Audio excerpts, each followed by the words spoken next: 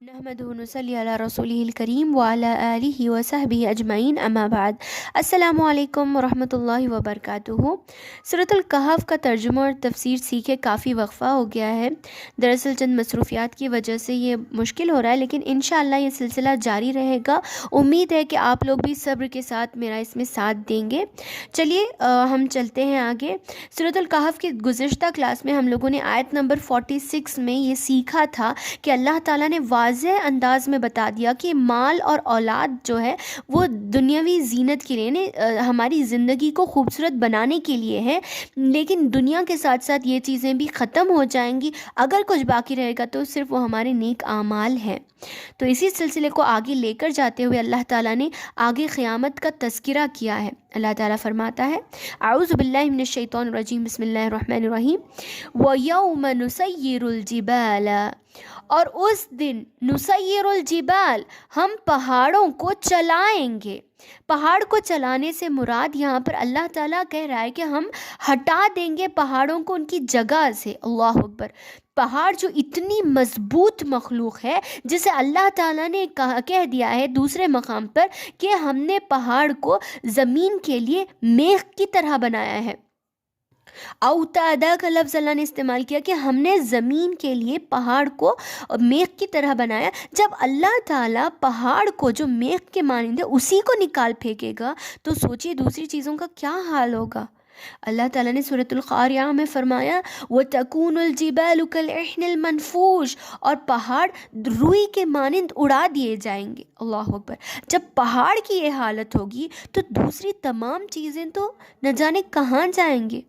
وَتَرَى الْأَرْضَ بَارِزَةً، اور تم دیکھو گے زمین کو، بارزہ، صاف ہو جائے گی، وہ کھلی صاف رہ جائے گی زمین، اس پر کچھ باقی نہیں رہے گا۔ وَحَشَرْنَاهُمْ، اور ہم ان کو جمائیں گے، ہم ان سب کو اکٹھا کریں گے۔ فَلَمْ نُغَادِرْ مِنْهُمْ أَحَدًا، ہم ان میں سے کسی کو بھی نہ چھوڑیں گے، کوئی بھی نہیں بچے گا۔ جو انسان قبر میں سالوں سے دفن ہے اور اس کے اوپر کئی مردے بھی دفن ہو چکے ہوں گے، اس کو بھی اللہ تعالیٰ کاڑے گا، اور جو بھی قبر سے نکل کر جہاں بھی من چاہے جا کر چھپ جائے، کوئی بھی نہیں بچے گا۔ اللہ ہر کسی کو جمع کرے گا حشر کے میدان میں، ہر کوئی جمع ہوگا، کسی کو چھوٹ نہیں ہے، چاہے وہ مومن ہو چاہے وہ کافر ہو، جو بھی ہو، اللہ تعالیٰ کسی کو نہیں چھوڑے گا، سب کو جمع ہونا پڑے گا۔ وَعُورِضُوا عَلَى رَبِّكَ صَفًّا، اور وہ پیش کیے جائیں گے، عَلَى رَبِّكَ، تمہارے رب کے سامنے، صف بستہ، بالکل مہذب انداز میں، تہذیب کے ساتھ سب کو لائن سے ایک صف میں یا الگ الگ صفوں میں صف بستہ سب کو کھڑایا جائے گا، کوئی کسی کے پاس چھوٹ نہیں ہوگی۔ لَقَدْ جِئْتُمُونَا كَمَا خَلَقْنَاكُمْ أَوَّلَ مَرَّةٍ، لقد جئتمونا، تم اسی طرح آئے ہو میرے پاس، کما خلقناکم، جس طرح ہم نے تمہیں پیدا کیا تھا، اول مرۃ، پہلی مرتبہ۔ جس طریقے سے انسان پہلی مرتبہ ماں کے پیٹ سے آتا ہے باہر، بالکل ننگے بدن ننگے پیر، بالکل اسی طریقے سے بغیر مختون، ویسے ہی وہ اللہ تعالیٰ کے سامنے پیش کیے جائیں گے قیامت کے دن۔ یہ قیامت کی ہولناکیوں میں سے ایک ہے۔ بل زعمتم ان لن نجعل لکم موعدا، بلکہ تم تو یہ گمان کرتے تھے، تم تو یہ سمجھتے تھے نا کہ لن نجعل لکم موعدا، کہ اللہ تعالیٰ تم سب کو نہیں جمائے گا، اللہ تعالیٰ اپنا وعدہ نہیں پورا کرے گا، تم ایسا سوچتے تھے نا۔ دیکھو آج اللہ تعالیٰ سب کو جمع کر اکٹھا کرے گا، کسی کو نہیں چھوڑے گا، ہر اس کو جو انکار کرتا تھا اور اسے بھی جو مانتا تھا، سب کو اللہ تعالیٰ صف بستہ کھڑائے گا، سب کا حساب و کتاب لینے کے لیے۔ وَعُزِيَ الْكِتَابُ، اس کے بعد کا منظر دیکھیے، اللہ تعالیٰ سارے لوگ صف بستہ اللہ تعالیٰ کے سامنے ڈرے کر کھڑے ہوئے ہیں۔ اللہ تعالیٰ وَوُزِعَ الْكِتَابُ، اور رکھ دی جائیں گی کتابیں، فَتَرَى الْمُجْرِمِينَ، کتاب سے مراد یہاں پر ہم سب کے نام اعمال، ہمارے آزو بازو جو فرشتے لکھ رہے ہیں ہمارے ایک ایک لمحے کی خبر، وہ ساری چیزیں لا کر فرشتے رکھ دیں گے سب کے سامنے۔ فَتَرَى الْمُجْرِمِينَ، دیکھیں گے وہ لوگ جو مجرم ہیں، جنہوں نے زندگی میں اللہ تعالیٰ کو چھوڑ کر، اللہ کے ایمان کو چھوڑ کر، قرآن کو چھوڑ کر، قیامت کے دن کو جھٹلا کر آرام سے جو جی رہے تھے دنیا میں مشغول ہو کر، وہ دیکھیں گے۔ فَتَرَى الْمُجْرِمِينَ مجرمین دیکھیں گے مشفقین ڈرتے ہوئے، خوف آ جائے گا دل میں، اب کیا ہوگا ہمارا، مما فیہ اس چیز کو دیکھ کر جو ان کی کتاب میں تھا، ان کی کتاب میں کیا ہوگا، وَيَقُولُونَ اور وہ کہیں گے یا ویلتنا ما لِهَذَا الْكِتَابِ ہے اللہ یہ کیا ہے، یہ کیسی کتاب ہے، لا یغادر صغیرۃ ولا کبیرۃ الا احصاها اس میں تو چھوٹی سے چھوٹی بڑی سے بڑی ہر چیز کا احاطہ کیا گیا ہے، یعنی جو چھوٹی سے چھوٹی چیز میں نے کی، جو بڑی سے بڑی چیز میں نے کی، جو بھی نیکی اچھائی برائی جو بھی میں نے کیا، ہر چیز اس میں موجود ہے۔ میں نے تو سوچا بھی نہیں تھا کہ میری لائف کا اتنا باریک باریک حصہ بھی نوٹ کیا جا رہا ہے، سب چیزیں اس میں موجود ہیں۔ وَوَجَدُوا مَا عَمِلُوا حَاضِرًا اور تم پاؤ گے ہر وہ عمل کو جو تم کرتے تھے وہ وہاں موجود ہوگا، جو کچھ تم نے زندگی میں کیا وہ سب وہاں موجود ہوگا، سب کے سامنے۔ وَلَا يَظْلِمُ رَبُّكَ أَحَدًا اور یاد رکھنا اور تمہارا رب ہرگز ہرگز کسی کے بھی ساتھ ظلم نہیں کرتا، یعنی نہ اس میں کچھ ایکسٹرا ہوگا نہ اس میں کچھ کم ہوگا، جو تم نے کیا جیسا تم نے کیا تمہاری لائف میں تمہاری زندگی میں وہ سب ویسا کا ویسا ساری دنیا کے سامنے پیش کیا جائے گا۔ اللہ اکبر۔ تو دوستوں اس ہولناک منظر کے لیے ابھی سے تیاری کرنا بہت ضروری ہے، وقت ابھی ہمارے پاس ہے، ہم اب بھی زندہ ہیں، جب تک موت نہیں آ جاتی تب تک ہمارے پاس وقت ہے۔ ان کتابوں کے بند ہو جانے سے پہلے ان کتابوں میں نیکیاں ہماری شامل کر لیں، یہی ہمارا اصل مقصد اور زندگی کا ایم ہے، اس بات کو نہ بھولنا۔ اللہ مجھے اور آپ سب کو توفیق دیں۔ دیکھیے وَإِذْ قُلْنَا لِلْمَلَائِكَةِ اسْجُدُوا لِآدَمَ وَإِذْ قُلْنَا اور جب ہم نے کہا لِلْمَلَائِكَةِ فرشتوں سے اسجدوا تم سجدہ کرو لِآدَمَ آدم کے سامنے، جب اللہ تعالیٰ نے حکم دیا تمام فرشتوں کو آدم علیہ السلام کے سامنے سجدہ کرنے کا، فَسَجَدُوا إِلَّا إِبْلِيسَ تو سب نے سجدہ کیا ہے سوائے ابلیس کے، کَانَ مِنَ الْجِنِّ کیونکہ وہ کَانَ مِنَ الْجِنِّ کہ وہ جنات میں سے تھا، ابلیس جنات میں سے تھا۔ دیکھیں یہاں پر اللہ تعالیٰ نے یہ واضح کیوں کر دیا، فوراً ہی اس کا ذکر کرنے کے بعد اللہ تعالیٰ نے یہ کہا کیونکہ اللہ تعالیٰ نے حکم یہاں پر دیا۔ سوچنے والے یہ سوچ سکتے ہیں کہ اللہ تعالیٰ نے یہاں پر کہا ہے کہ فرشتوں کو ہم نے سجدہ کا حکم دیا لیکن ابلیس نے سجدہ نہیں کیا، تو ایک ڈاؤٹ ہو سکتا ہے۔